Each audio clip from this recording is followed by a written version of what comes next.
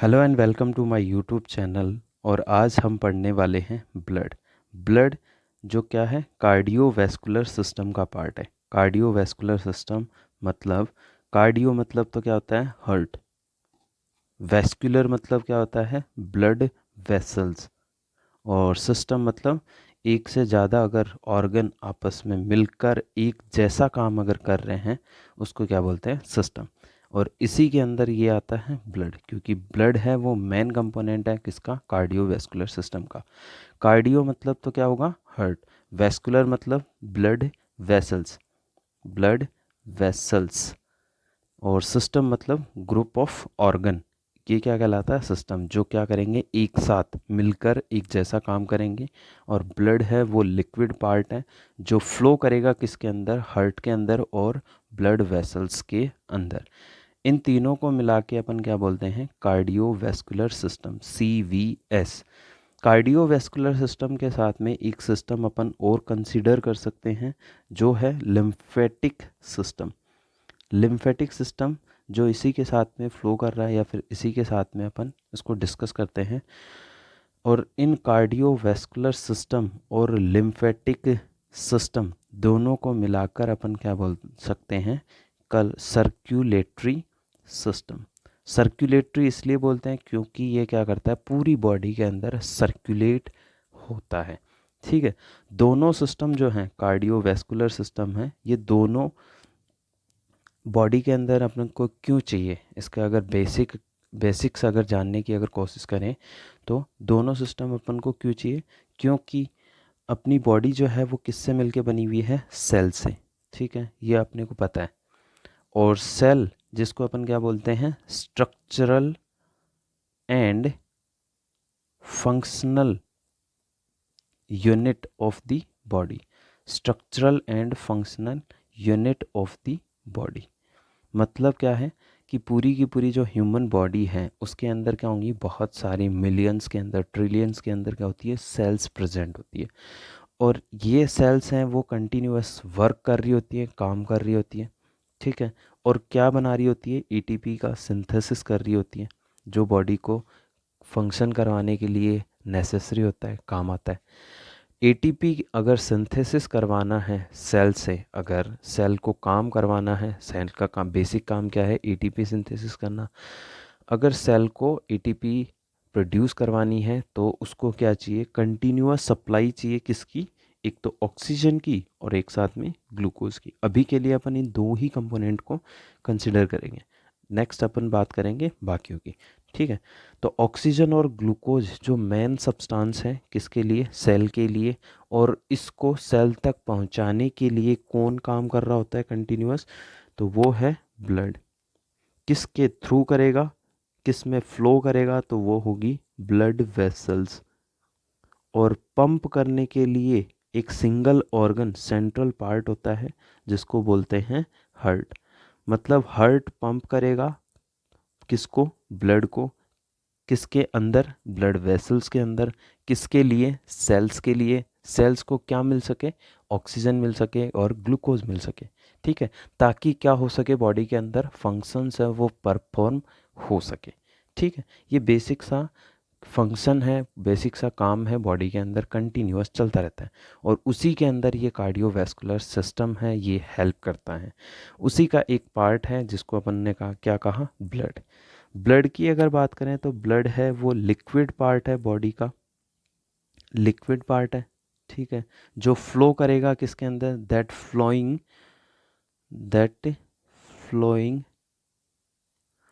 इन blood vessels, जो flow करेगा किसके अंदर, ब्लड वेसल्स के अंदर। और क्या लेके जाएगा, ऑक्सीजन और ग्लूकोज। अभी के लिए सिर्फ इन दोनों की बात करनी है। ठीक है। ब्लड की अगर बात करें तो ब्लड क्या है, एक कनेक्टिव टिश्यू है जिसको अपन बोल सकते हैं liquid connective tissue, liquid connective tissue of the body. ठीक है, लिक्विड कनेक्टिव टिश्यू। अब ये लिक्विड कनेक्टिव टिश्यू क्या है, तो लिक्विड के बारे में तो आपको पता है, मतलब तरल पदार्थ जिसको बोलते हैं लिक्विड पोर्शन। ठीक है, कनेक्टिव टिश्यू क्या है? कनेक्टिव मतलब होता है जोड़ने वाले। तो बॉडी के अंदर टिश्यूज़ का मतलब क्या होता है? नेक्स्ट इसकी बात करें पहले टिश्यू की, तो टिश्यू क्या होता है? Group of cell. पहले ही मैंने बताया था कि पूरी की पूरी बॉडी है वो किससे मिलकर बनी हुई है? सेल से। और सेल आपस में मिलकर क्या बनाती हैं? टिश्यू। ठीक है, इसके बारे में पहले भी बात हो चुकी है। ठीक है, तो ग्रुप ऑफ सेल ये क्या कहलाता है? टिश्यू।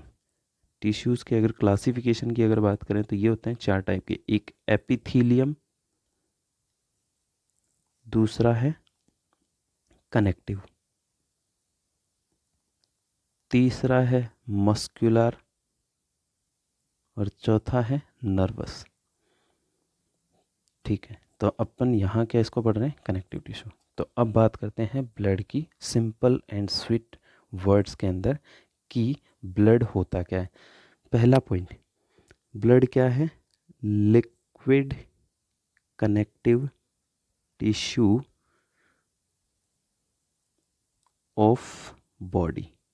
मतलब बॉडी के अंदर एक लिक्विड तरल पदार्थ है जो क्या है? एक टिश्यू है। कौन सा टाइप का? कनेक्टिव टाइप का। ठीक है, नेक्स्ट अगर बात करें तो ब्लड क्या है? किससे डेवलप होगा? एक जर्म लेयर होती है, ये एम्ब्रियोनिक स्टेज का है जिसको अपन बोल सकते हैं मीसोडर्म। मतलब जब भ्रूण बन रहा होता है, जब एम्ब्रियो बन रहा होता है, जब यूट्रस के अंदर बेबी बन रहा होता है, तो उस टाइम पे 3 लेयर होती है। एक एंडोडर्म होती है, एक मीसोडर्म होती है, और एक एक्टोडर्म होती है। तो उन तीनों में से अगर बात करें तो ब्लड किससे मिलके बना हुआ है? तो मीसोडर्म। ये बस इतना सा अभी के लिए याद रखना है। ठीक है, नॉर्मल अगर इसके फॉर्मेशन की अगर बात करें तो फॉर्मेशन ब्लड का कब स्टार्ट होता है? 2 वीक्स पे। फर्टिलाइजेशन हो गया, ठीक है, बेबी है, कंसीव हो गया, जाइगोट बन गया, तो फर्टिलाइजेशन से 2 वीक मतलब 14 दिन बाद क्या होता है? ब्लड का फॉर्मेशन स्टार्ट हो जाता है। ठीक है, फॉर्मेशन है तो वो कौन करवाता है? तो सबसे पहले योक सेक। जैसे अंडे के अंदर येलो पार्ट होता है ना, वैसे ही एम्ब्रियो जब बन रहा होता है तो उस टाइम पे एक येलो कलर का पार्ट होता है जिसको योक सेक बोलते हैं। आप अभी के लिए इतना सा याद रखें, योक सेक में क्या होता है? इसका फॉर्मेशन स्टार्ट होता है। ठीक है, उसके बाद धीरे धीरे ये फॉर्मेशन होता है लिवर के अंदर एंड स्प्लीन के अंदर, स्प्लीन और लिवर के अंदर। फिर नेक्स्ट इसके बाद में ये जो ब्लड का फॉर्मेशन है वो प्राइमरी ऑर्गन आफ्टर बर्थ कौन सा बन जाता है? थोड़ा बहुत पहले भी होता है, वो होता है बोन मैरो। ठीक है, मतलब 3 ऑर्गन आपको याद रखने हैं, एक यॉर्क सेक याद रखना है, एक लिवर याद रखना है, ठीक है, और एक याद रखना है आपको बोन मैरो। ठीक है, बोन मैरो जो लॉन्ग बोन के अंदर, फ्लैट बोन के अंदर एक रेड कलर का पार्ट होता है, लिक्विड पार्ट होता है जिसको अपन बोन मैरो बोलते हैं। इनमें क्या होता है? ब्लड का फॉर्मेशन होता है। ठीक है, नेक्स्ट बात करते हैं कि टोटल अमाउंट कितना होता है। टोटल अमाउंट कितना होता है? ब्लड का टोटल अमाउंट बॉडी के अंदर कितना होता है? तो सबसे पहले जनरलाइज्ड फॉर्म में अगर बात करूं तो सबसे पहले आपको याद रखना है 5 to 6 लीटर क्या होता है? ह्यूमन बॉडी के अंदर ब्लड प्रेजेंट होता है, 5 to 6 लीटर। ठीक है, अगर मेल और फीमेल की अगर बात करें, मेल और फीमेल की अगर बात करें तो मेल के अंदर हमेशा याद रखना है कि ब्लड का लेवल है वो थोड़ा ज़्यादा होगा, और वो कितना होता है? 5.5 से लेके 6.5 लीटर, थोड़ा ज़्यादा होता है, 5.5 से लेके 6.5। नेक्स्ट फीमेल के अंदर तो 4.5 टू 5.5 लीटर, ये होता है फीमेल के अंदर नॉर्मल लेवल। एक रेंज के अंदर अगर बात करें तो 5 to 6 लीटर होता है। और अगर मेल और फीमेल की अलग अलग बात करें तो मेल के अंदर तो कितना होगा? 5.5 से लेके 6.5 तक, और फीमेल के अंदर कितना होता है? 4.5 से 5.5 लीटर। ठीक है, नेक्स्ट इसी को अगर अमाउंट को अगर परसेंटेज में अगर बात करें तो 7 to 8% होता है बॉडी वेट का। बॉडी वेट का कितना होता है? 7 to 8%। अगर नॉर्मल बॉडी ह्यूमन बॉडी अपन कितना कंसिडर करते हैं 70 केजी, और 70 केजी के हिसाब से अगर देखें तो 8% कितना होता है 5600, लगभग इतना कितना होना चाहिए 5600 ml। नेक्स्ट अगर केजी के हिसाब से अगर बात करें तो 80 ml पर केजी वेट के हिसाब से 80 ml पर KG body weight of body weight के अकॉर्डिंग क्या होता है इसका नॉर्मल अमाउंट होता है। मतलब 3-4 चीज़ें आपको याद रखनी है, अमाउंट 5 to 6 जो इनमें से याद रह जाए, ठीक है। मैं ये नहीं बोल रहा कि आप सारे के सारे एक साथ याद करो, लेकिन जो याद रहे वो याद रखना है। तो कलर है आर्टरी के अंदर अलग देखने को मिलेगा और वेन के अंदर अलग देखने को मिलेगा। आर्टरी या फिर इसी को मैं बोलूँ तो ऑक्सीजनेटेड जो ब्लड है उसका कलर तो क्या कैसा होता है स्कारलेट रेड। ये क्या है जो आर्टरी के अंदर फ्लो करता है, या फिर बोल सकता हूँ जो ऑक्सीजनेटेड ब्लड होता है उसका कलर कैसा होता है स्कारलेट रेड, ठीक है, जो थोड़ा सा साइनी या फिर ब्राइट कलर का होगा। अब स्कारलेट रेड कैसा होता है उसको आप गूगल करके चेक कर सकते हो। नेक्स्ट है वेन के अंदर कैसा ब्लड होगा, वेन की अगर बात करें तो वेन के अंदर ब्लड कैसा होता है थोड़ा सा डार्क होगा, ठीक है। वेन या फिर जिसको बोल सकते हैं डीऑक्सीजनेटेड, थोड़ा सा डार्क होता है, ब्राइट नहीं होता बस। तो पर्पल रेड कलर का क्या होता है कलर होता है किसके अंदर वेन्स के अंदर, या फिर दूसरा बोल सकते हैं जो डीऑक्सीजनेटेड होता है ब्लड उसके अंदर, ठीक है। नेक्स्ट बात करें ब्लड की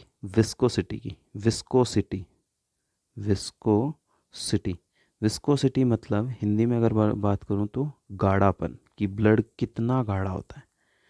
तो इसको कंपेयर करते हैं वाटर से, तो वाटर से कंपेयर करें तो 4 to 5 times viscous than water. मतलब क्या है कि 4 से 5 गुना ज़्यादा ब्लड होगा, ज़्यादा गाढ़ा होगा ब्लड किससे वाटर से, ठीक है। नेक्स्ट है पीएच पावर ऑफ हाइड्रोजन, मतलब कि जो ब्लड है वो एसिड टाइप का होगा या फिर बेस टाइप का होगा, उसके बेसिस पे इसकी नॉर्मल पीएच होती है 7.35 से लेके 7.45, ये इसकी नॉर्मल पीएच है। या फिर इसी को बोले तो एक ही वर्ड में 7.40, ठीक है।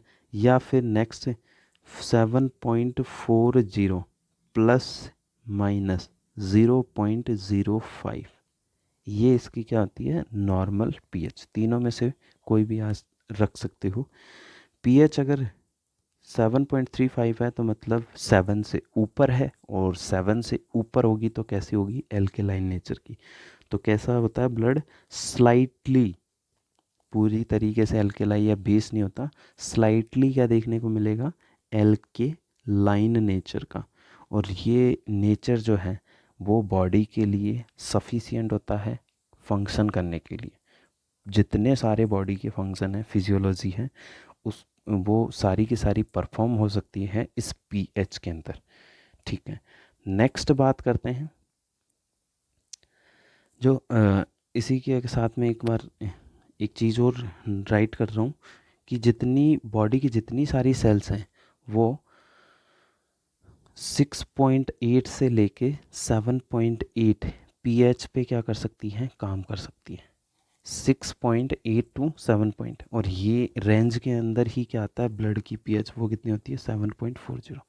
कहने का मतलब ये है कि अगर पीएच पावर ऑफ हाइड्रोजन या फिर एसिड अगर 6.8 तक भी अगर हो गया तो काम चल सकता है, बॉडी काम कर सकती है। लेकिन वापस उसको मेंटेन किया जाता है, होम्योस्टेसिस किया जाता है, वापस उसको मेंटेन किया जाता है किसके अंदर 7.35 से लेके 7.45।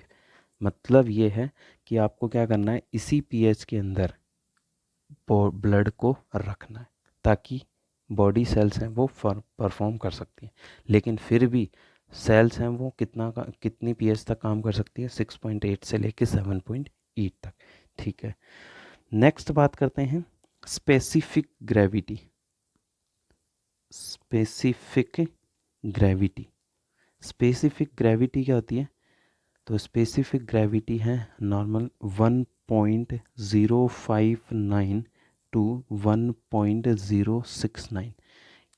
ये जितनी भी वैल्यूज़ हैं वो वेरी कर सकती हैं, अलग अलग बुक्स में अलग अलग हो सकती हैं। ठीक है, और मैंने जो कंसिडर करी है ये वैल्यूज़ वो दिल्ली एम्स के अकॉर्डिंग की है। ठीक है, तो आपको इनके ऊपर भी ध्यान देना है। ठीक, स्पेसिफिक ग्रेविटी का मतलब इतना सा याद रखना है, अगर स्पेसिफिक ग्रेविटी एक अगर होती है तो फ्लूइड को अगर अपन पानी के अंदर अगर छोड़ते हैं तो वो क्या करता है, इस तरीके से फ्लोट करता है। ठीक है, मतलब मिक्स हो सकता है या फिर वाटर के अंदर वो इस तरीके से फ्लोट कर सकता है। स्पेसिफिक ग्रेविटी एक से बहुत ज़्यादा अगर होती है, एक से ज़्यादा होती है तो वो क्या करेगा, पैंदे के अंदर नीचे बैठ जाएगा।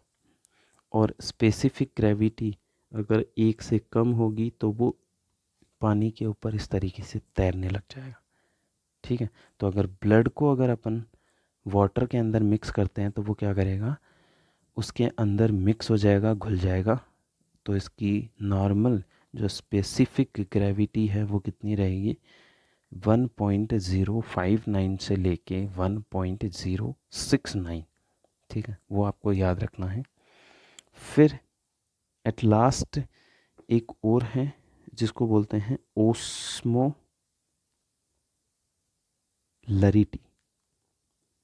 और ओस्मोलरिटी क्या है, तो ओस्मोलरिटी है सॉल्यूट मिक्स्ड इन 1 लीटर वाटर। मतलब क्या है, सॉल्यूट पार्टिकल्स हैं वो मिक्स हों 1 लीटर के अंदर, उसी को अपन क्या बोलते हैं, ओस्मोलरिटी। सिंपल सा अगर बोलूँ तो 1 लीटर पानी के अंदर जितने सारे सॉल्यूट आके मिले, अब सॉल्यूट क्या है वो नेक्स्ट बात करते हैं। 1 लीटर पानी के अंदर सॉल्यूट जितने आके मिलेंगे उसी को क्या बोलते हैं, ऑस्मोलरिटी। तो ब्लड की ऑस्मोलरिटी होती है 294 मिली ओस्मोल पर लीटर।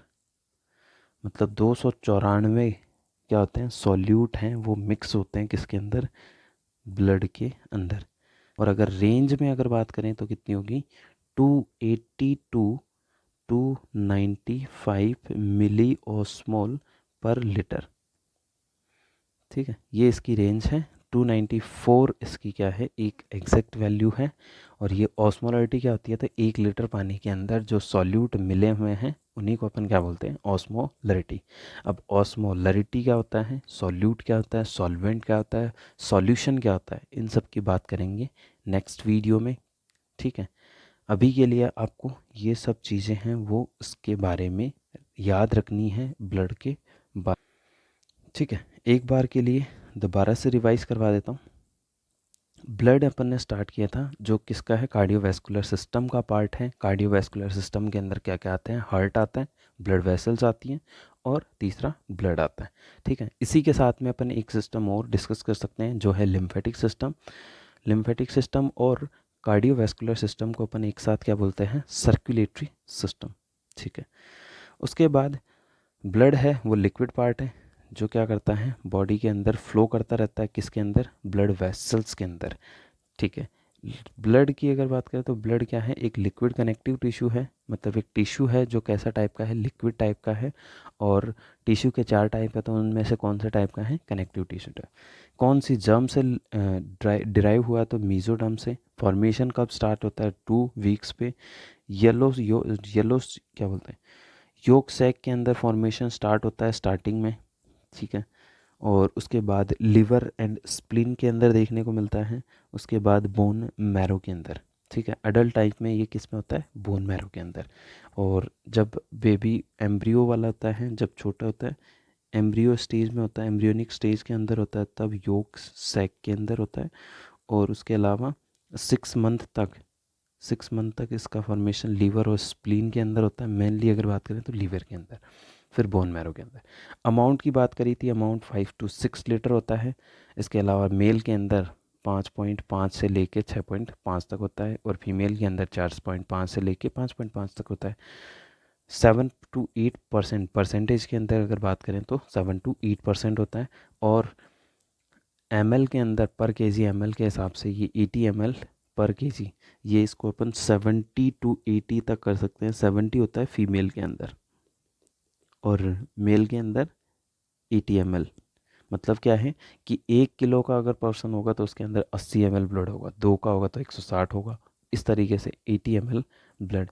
नॉर्मल एडल्ट कितने का होता है? 70 का, तो 70 के हिसाब से 5600 इसकी वैल्यू आएगी। कलर की अगर बात करें तो आर्टरी के अंदर स्कारलेट रेड कलर का था, साइनी या ब्राइट कलर का होगा।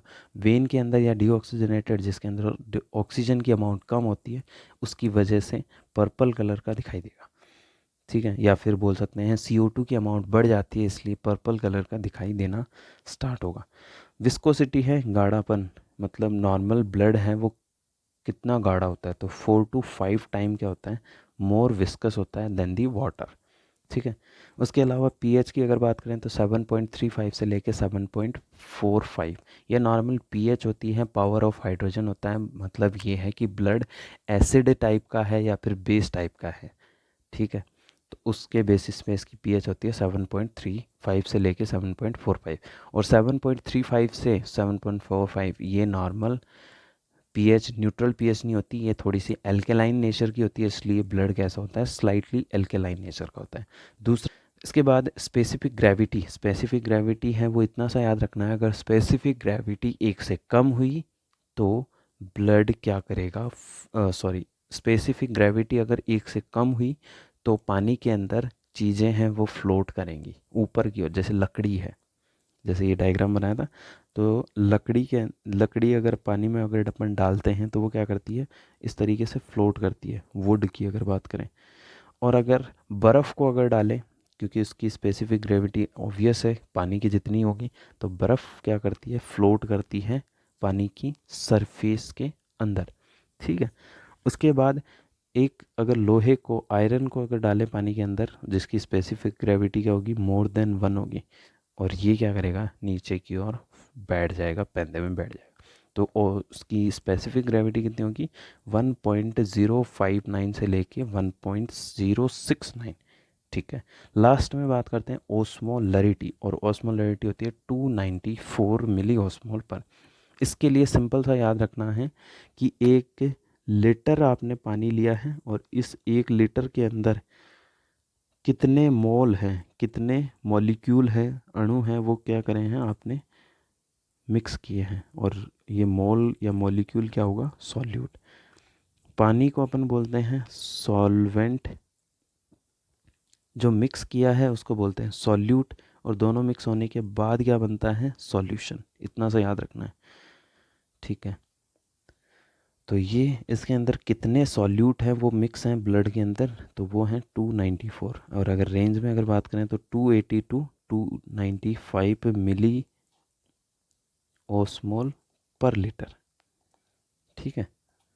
हीमेटोलॉजी क्या होगा, study of body fluid, body fluid. Body fluid के अंदर एक तो ब्लड को और दूसरा लिम्फ को, इन दोनों को याद रखना है।